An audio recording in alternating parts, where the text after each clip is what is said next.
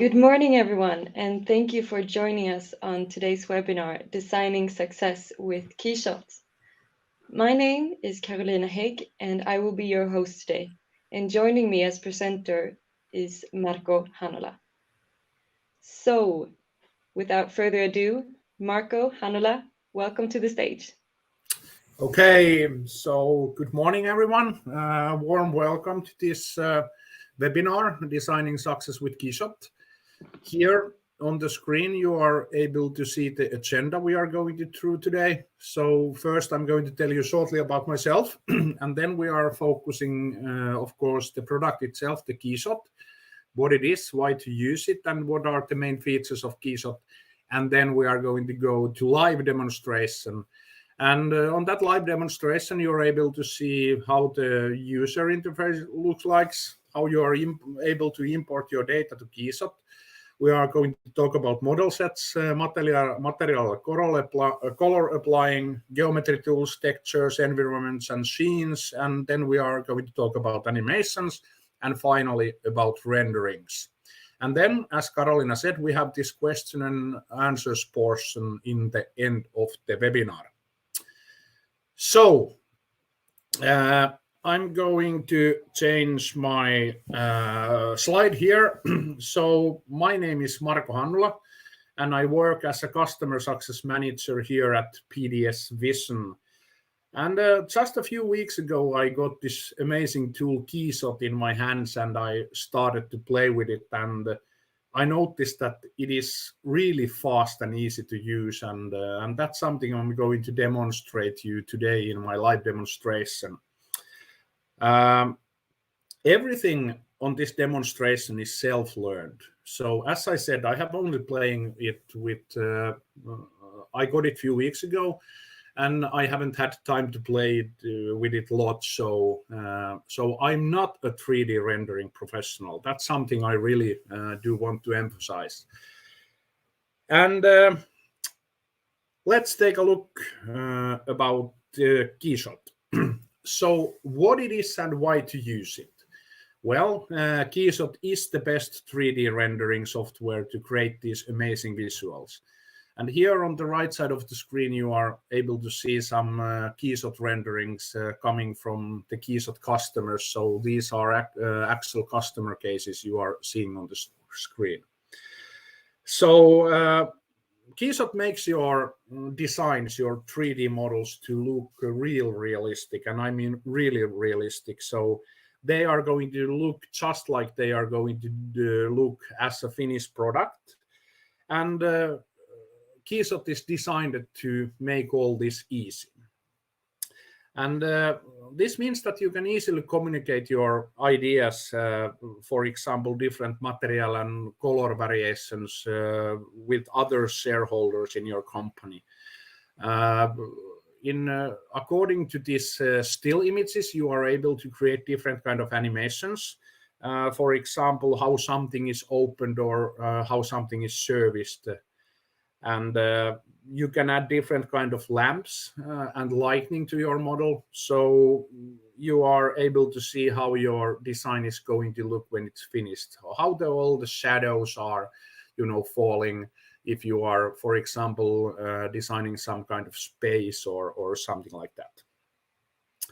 And of course, when you are able to see your design exactly like it's going to look in real life, it's easy to make decisions before any physical prototype or a ready product is made.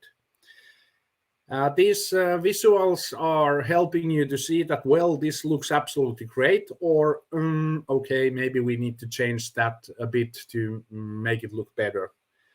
And so that's basically KeyShot, and let's go through some basic features of KeyShot. As I said, it's really easy to use, so you can focus on your design, not the software itself. As I'm going to show you in my demonstration, you can achieve these photographic results in minutes through this simple workflow-based interface with all the advanced capabilities, even for the most experienced 3D rendering professionals. But you don't need to be a professional, as I said before. And this is something you are able to see really soon.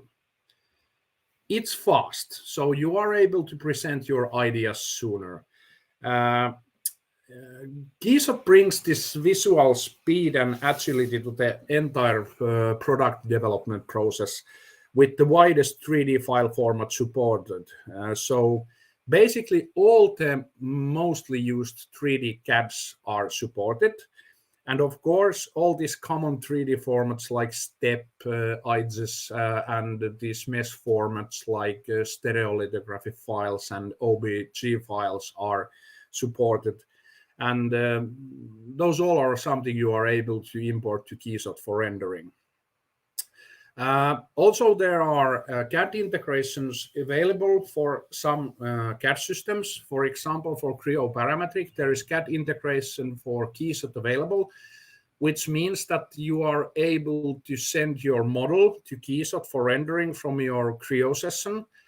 And then it also helps there that if you are doing some design change for a reason or another, those design changes are updated automatically to the KeyShot. There is also a possibility to automate the rendering process, and that's something I'm going to tell you in the end of the demonstration.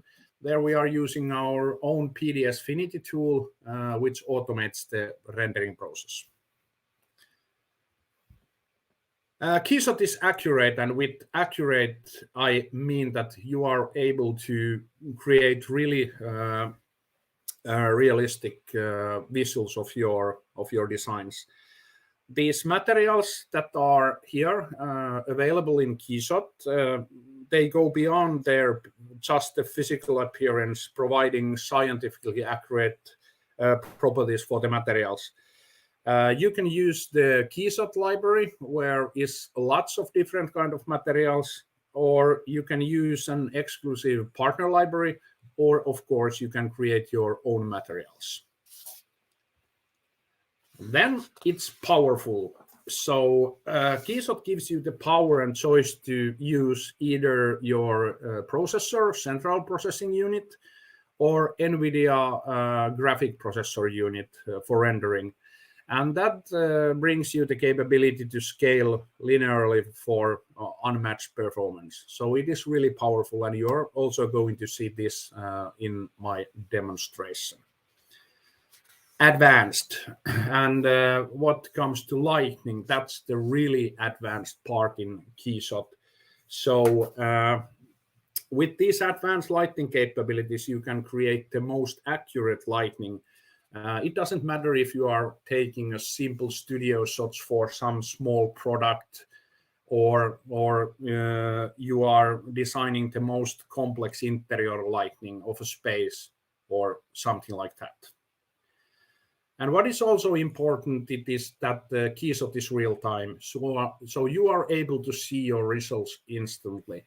This means that you don't have to wait something to be rendered. You are able to see immediately that what is happening when you are changing the material, or you're changing the scene or lighting or things like that. So it is instant. It's not a mode. It's not an afterthought. So see everything as it happens. And now it starts to be the moment for the actual demonstration. And I need to say that I'm sorry that my model is a bit boring, but it's something that all we designers and engineers love. It's a coffee maker. It's designed in Creo, and I want to render it and do different kind animations and stuff like that in KeyShot. So what we are trying to achieve is different kind of visuals of that boring 3D model that is basically all gray colored, as you are going to see really soon. We are going to try different material variations, that how it's going to look when it's if it is going to be white or black or even PDS Vision purple, or we are going to make it on stainless steel. So these are the realistic visuals I'm going to demonstrate you. Or you can do some kind of explosions and animations for the user manual, Or for the user manual, you are able to do these cartoon-like renderings, that these are, for example, the hot parts that you shouldn't touch when the coffee machine is operating. And there is just one more picture where you can see how the light is reflecting and how the light is bouncing from curved objects and so on. But now, with that said, it's time for the live demonstration. So here I have my KeyShot. And one thing I want to emphasize again is that this is out-of-the-box solution. I haven't done any modifications for it. I haven't done any setup. It's just installed. And if you install KeyShot to your own computer, it looks just like this. It has all the materials. It has all the scenes and lights and stuff I'm working with. So the user face looks like this. So here you have your ribbon, where are the commands that are always visible. Here in the middle, of course, the model space. On the left side, you have your library with all the possible materials, colors, textures, environments, and so on. And on the right side of the screen, you have your project navigator. And you can select if they are on and off by clicking these quick access buttons here on the bottom of the screen. And now what I'm going to do, I'm going to import my coffee maker, and as you can see, it's a Creo assembly, and I'm going to open. I'm not going to adjust anything. These are the default settings. I'm just going to hit import. The Creo assembly is going to be imported as a model set to KeyShot. It has something like 57 parts.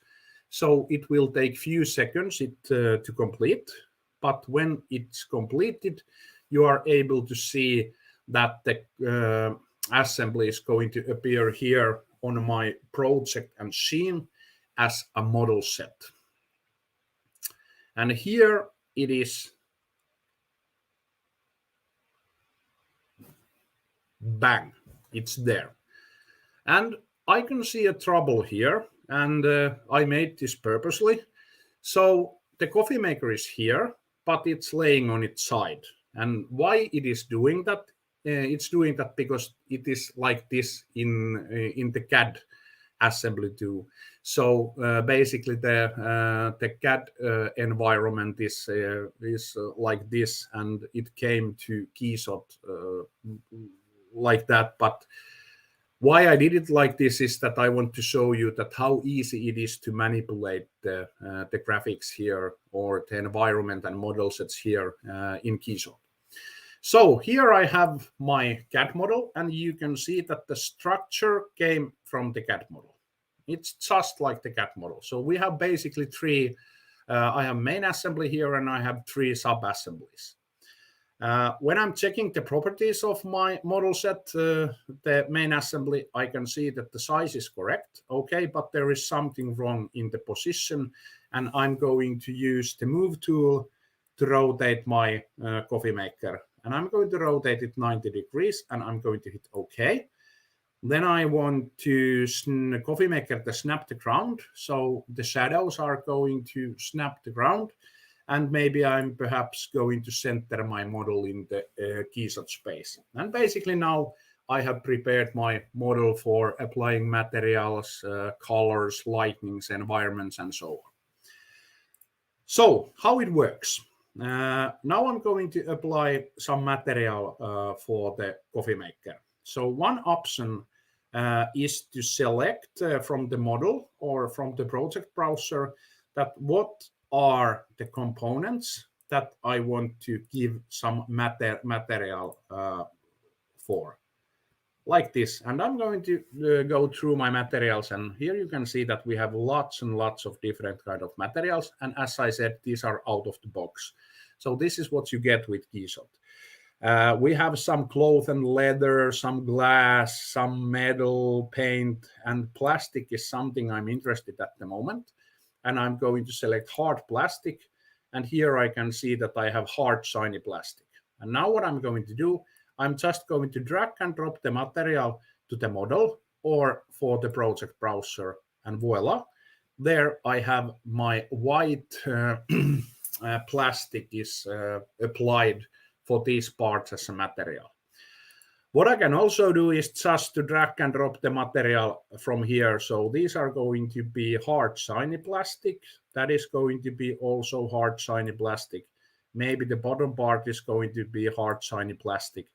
And maybe the inner part of the handle, maybe it's going to be rubber. So I'm going to select black rubber and put it there. Of course, the cord is going to be black rubber.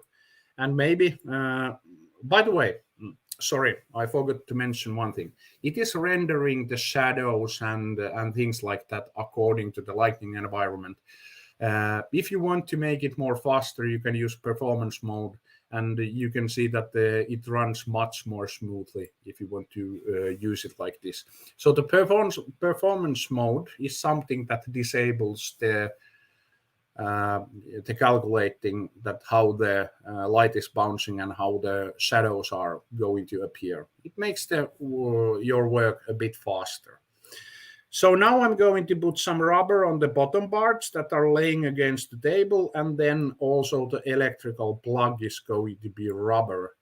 But now I can see that I have some problem here. So I'm not sure, but I think that this is not a very good invention, that also the pins in the electrical plug, they are rubber. So I think the coffee maker won't work, and that doesn't make a designer or engineer very happy. So why it did like this? So now when I'm selecting that model from the model space, I can see it here. And from there, you can see the preview. And why it is like this here, it's because it was like this in the CAD system. So basically, the plug was modeled like this. So the pins, the contact pins are the same solid with the plug itself. Do I need to go back to CAD and change my assembly? No. What I'm going to do, I'm going to use geometry tools that are included in KeyShot. And what I'm going to use here, I'm going to use the split object surfaces tool. And in this tool, I'm able to select the surfaces I want to split. And now when I hit apply, they are in two different surface groups. And now what I'm able to do, I'm able to select, for example, metal and chrome. And I'm able to put Polish chrome for the pins. I'm going to put the chrome also for that contactor there. And I know that I have some more chrome parts here. There's a ring over here. And I'm going to tell that the ring is also going to be chromed. And by the way, I forgot the glass. Of course, our can is glass. There you can see still some inner parts, but as I told you, we have a limited amount of time, so I am not going to focus on the inner parts of my assembly, but of course I'm able to put that as a black for an example. Something that is going to be really visible in our model is the power button. And actually what I want to do, I want to play with some lights. So I'm going to select the button, and what I'm going to do, I'm going to hit the visibility and show only. So I'm able to play just with the button. And now what I'm going to do, I'm going to tell that, well, the casing is hard plastic, black. And actually the button itself, it's going to be clear plastic, and it's going to be clear textured red plastic. And I'm going to put that there. I'm able to hide things from the browser tree, from the project browser. So I'm able to see what's here. There is a bottom rubber. Okay, so that's going to be perhaps white rubber like that. I'm going to hide that. And then we have our circuit board here. And once again, I can see this problem that the LED itself, it's, same solid with the circuit board. So I'm once again going to use my geometry tools to split surface and I'm going to split that surface, so I'm able to define that that is going to be the source of the light.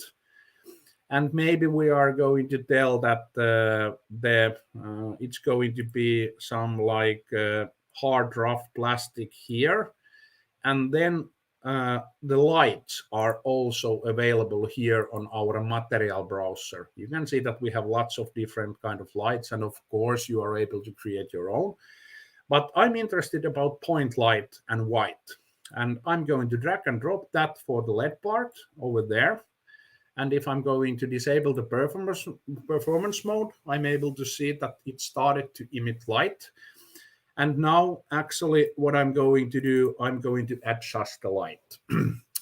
So I'm not the professional in lighting. I'm not the professional in rendering. I don't know how many lumens does a LED have.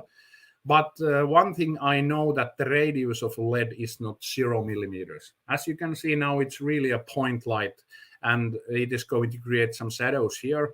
I think that LED is something like 3 millimeters of diameter. And when I select that, you can see that the shadows immediately, they are going to behave differently.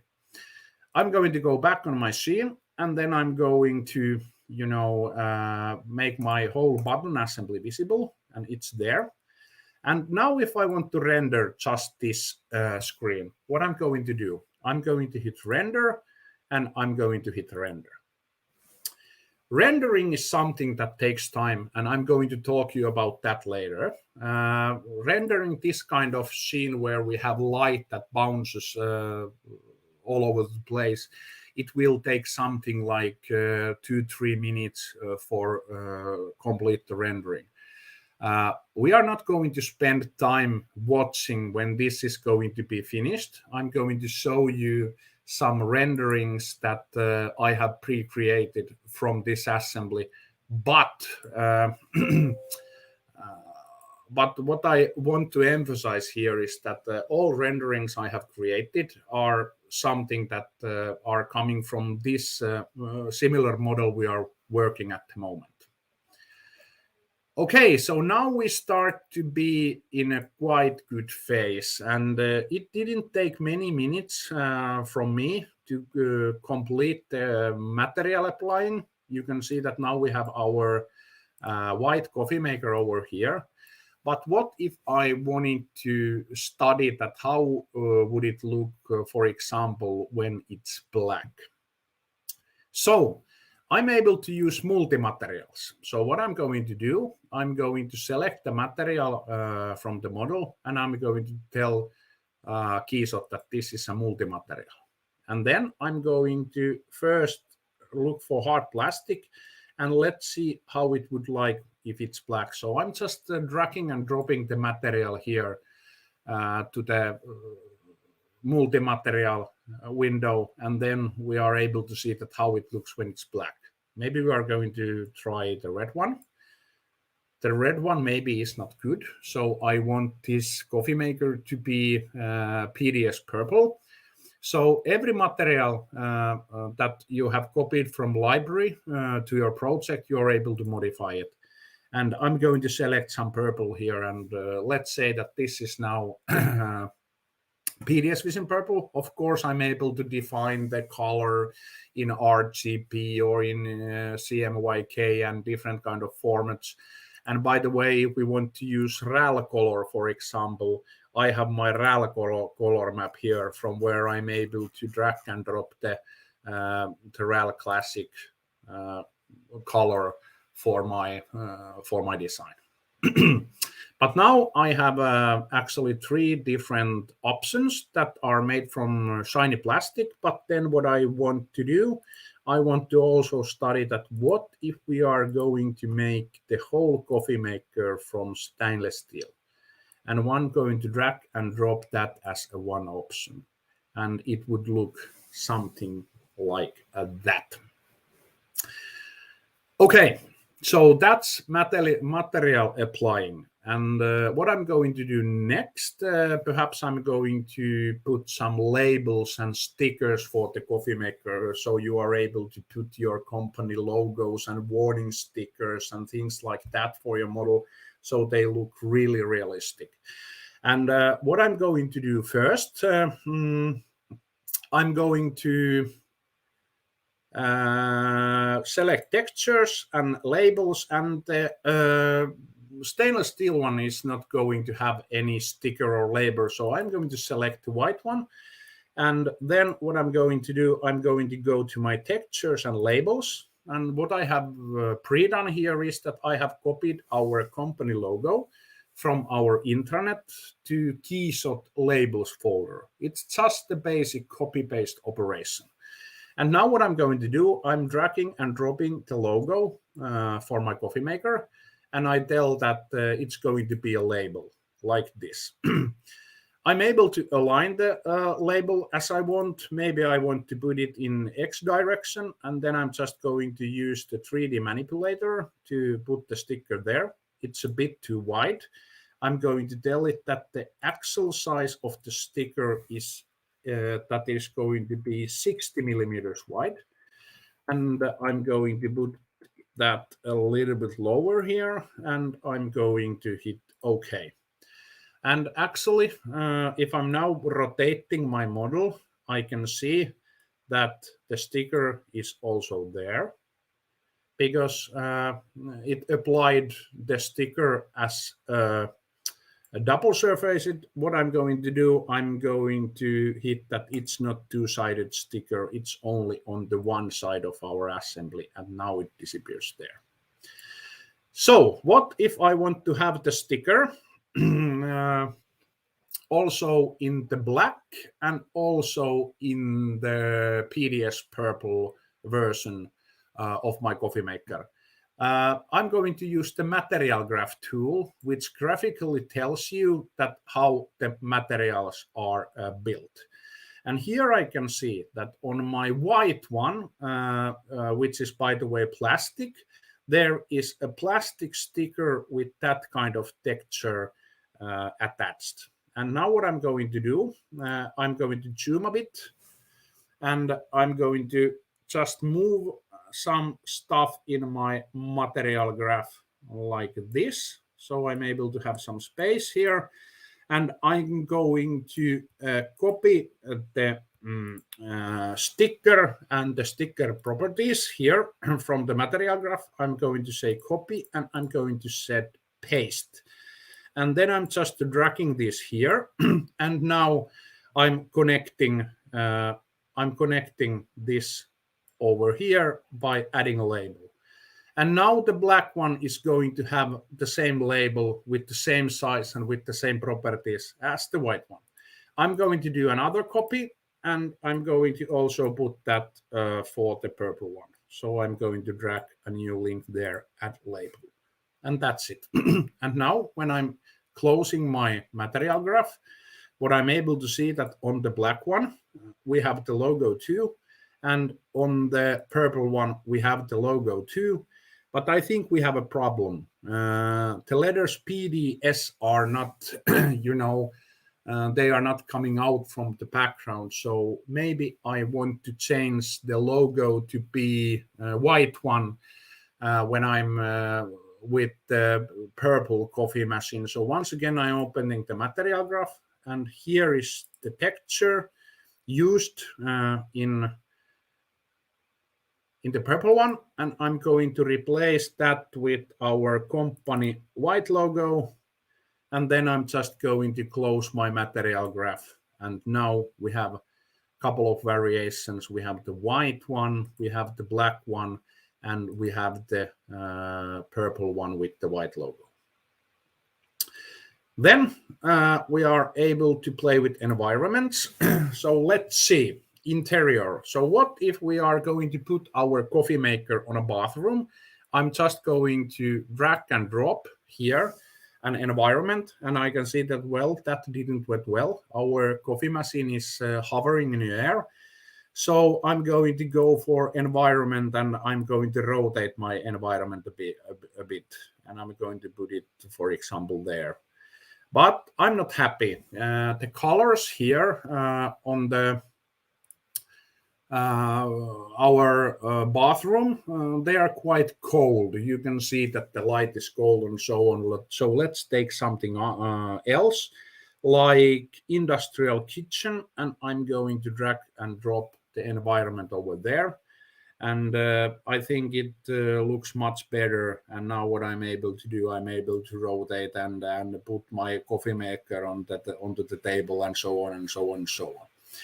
As you can see, when the lighting is now coming from the from the environment, so just to make things quicker and so on, I'm going to select that background is going to be white colored, although all the lighting is coming out from the lighting environment. So I'm going to put that environment on when doing the final renderings. So now I'm quite happy with my visuals, that how this coffee maker is going to look when it's finished. But now I want to do some other things for that. And what I'm going to do, I'm going to copy the existing one, or actually I'm creating a new model set from my main assembly. I'm going to tell that name for this model set is for user manual. For user manual, like this. It's going to be copied. And now what I'm going to do, I'm going to lock the default one. So I'm not going to change that. And maybe in this model set, I'm going to select my glass jug, and I'm going to move it. So I have my 3D manipulator here. I'm just able to move things. And then I'm able to put, for example, snap to ground. And the can is going to snap to the ground. And what's next? I want to do that service or user manual picture where we are, warning users that these are the hot surfaces that you shouldn't touch. So what I'm going to do, I'm going to select material, and we have also some toon materials available here. And I'm going to select the shaded toon with black outlines, and I'm going to drag that for the whole assembly. And it is going to look like that. And then I'm going to define the hot surfaces. And that one there, maybe I'm going to select, I found the material, for example, infrared. Maybe I'm going to try that one. No, that didn't went well. It's there. No, that's not good. Hot parts. That's better. Yeah, looks great. And then for the can, I'm going to put also that the can is something that might be hot. And then the filter inside, but I'm not able to see the filter inside. So let's change the material for the filter. And here I can see that I have my filter outer part. And actually I'm going to select some tool material that is transparent and transparent with black edges. I'm going to drag and drop that there. And now what I'm going to do, I'm going to adjust the transparency here. So I'm going to tell that transparency is something like 0.9. And then I'm able to select the inner part there. And once again, I'm going to go there and put the hot parts material for that. Maybe in this environment, which I can also, of course, copy. So my main realistic model set is going to have some certain environment, and this rendering for the user manual is going to be, for example, an environment where we don't have no ground shadows like this. And then I'm just going to once again hit the render button and render button. So this is how I'm doing renderings one by one. And then it starts to render it, and it's calculating how the shadows are going and so on. And this is, I think that you have heard the technology called ray tracing. So this is that. So the rays, the beams of light are now calculated that how they are bouncing here in the model and so on. Okay. don't have lots of time left, so I need to do some animation next. So I'm going to show you that creating different kind of animations, it's real easy actually. What I'm going to do, I'm going to render a thumbnail here, so I'm able to see that, okay, that's that one. I'm going to lock it. I'm going to go back to default. I'm going to activate that one, and you can also have multiple model sets on top of each other. So you know what I'm talking about. So if you want to have parts of transparent, some parts as transparent and some as non-transparent and so on. So that's something you are able to handle with model sets. What I'm going to do here, I'm going to once again create another model set. I want to show that how the can is opened, and then I'm going to rotate in my screen and create rendering out from that. So I'm going to create a new model set once again from the main assembly, or actually I can do it just from the can. I'm going to tell that create model set from selection and how the can is opened and video from that. And I'm going to hit OK. And here I have my new model set where is only the can. And now what I'm going to do, I'm going to lock the default one. And now I'm playing with how the can is opened model set. The glass chuck, I'm going to actually make it to snap the ground. I'm going to put it the center of our space, and then I'm starting to animate it. So let's see how I'm able to open the cover. And now when I'm studying the cover and the handle, I'm able to see that there are no parts for the hinge. There is no pivot point for the hinge. So once again, what I'm going to do, I'm going to use my split object surfaces tool, and I'm going to locate the pinpoint that from where I want to rotate this. And I'm going to select that one, and I'm just going to split the surface, and I'm going to hit apply. And then what I'm going to do next, I'm going to add animation for the lid, the top lid, and it's going to be rotation. So I'm going to rotate it. You can see that the animation timeline is now appearing here on the lower parts of the screen. I'm not going to save my model now, and I'm going to turn the top cover. And what I'm actually going to do, I'm going to pick the pivot point from the model, or I'm able to use the browser and select that it's actually that one that is going to be the pivot point, and I'm going to hit OK. Which direction, I don't know. So I'm going to play my model, and it looks good, but it goes on the wrong direction. So I'm going to put something like -85 degrees over here. And then I'm going to tell that actually I want that to last 2 seconds.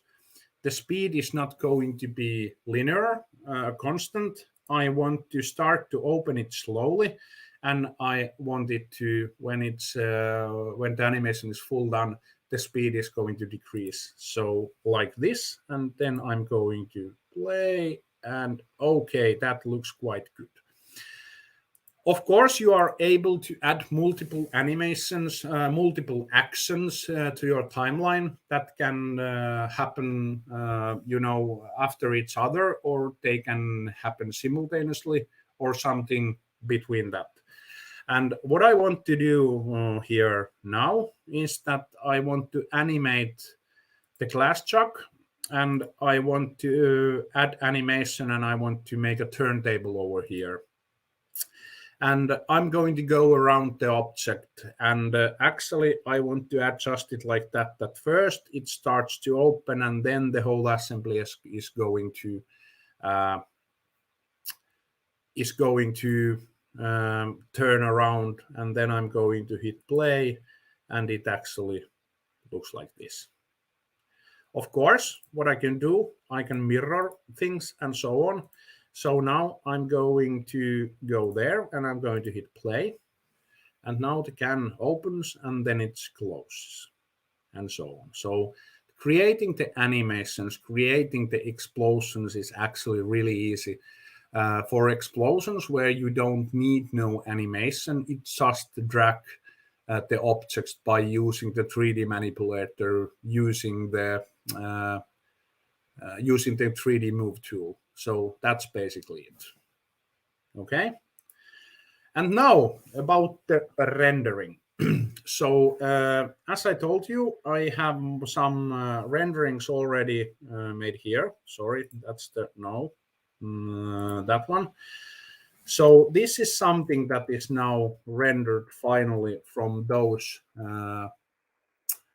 operations I did. So I attached some materials, I attached some lights, there's glass, rubber, then we put the sticker over there and so on.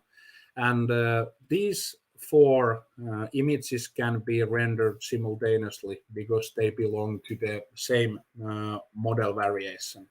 And how that is made is that now I'm going to go for the default model set, and I'm going to hide the animation, and I'm going to select the render button, and I'm going to use the configurator. And what I'm going to do, I'm going to render the material variations, and then I'm just selecting different kind of that would you like to make all the model sets and so on and so on and so on. And then I'm just going to hit next until the button for render all these is going to appear. And now what I'm able to do, I'm able to render those images instantly by hitting render configurations, or I can add those renderings, the material variations, to a queue. So perhaps I'm doing the rendering during the night time, or I'm doing the rendering during my lunch break. And now you might be interested that how long does it take to render? And of course, it depends your model. So these images here made from this coffee maker, these are made with the renderer in a matter of minutes. It took 2 or 3 minutes to render each of these visuals I have here. So it is really fast. The videos you are going to render, it depends on the frame rate and the quality you are going to select that how long does it take. And of course, we have lots of different kind of lighting options.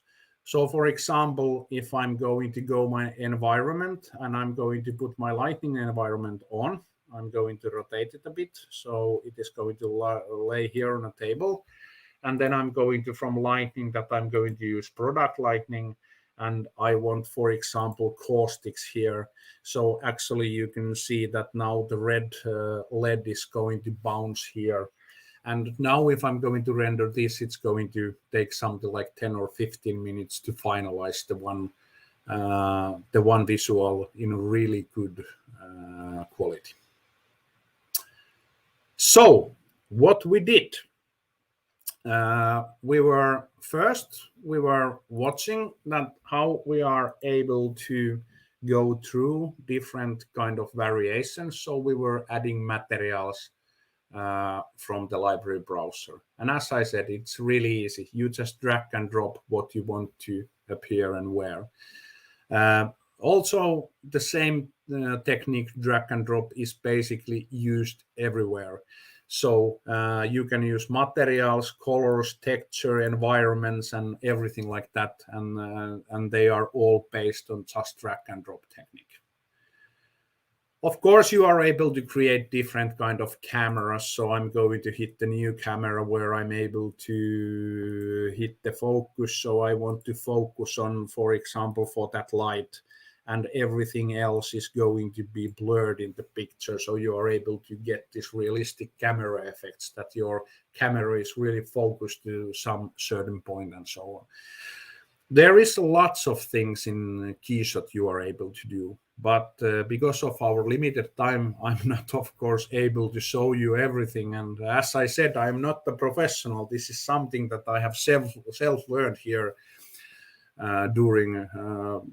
I have used this tool for maybe 10 or 20 hours, really. So that's what I have learned about this. So if you like to connect me and talk more with me about KeyShot, you can scan the QR code and connect me in LinkedIn, or you can contact your PDS Vision sales representative, and we are going to book a demo for you so we are able to talk more about KeyShot. Thank you so much, Marko. If you didn't want to have a cup of coffee before, you definitely want a cup of coffee now. Yes, as I said, the coffee maker is really important for the designers and engineers. I know, because I drink that 2 cans of coffee per day at least. Yeah. Thank you so much for having this webinar, Designing Success, Marko. And No thank you problem. everybody who participated.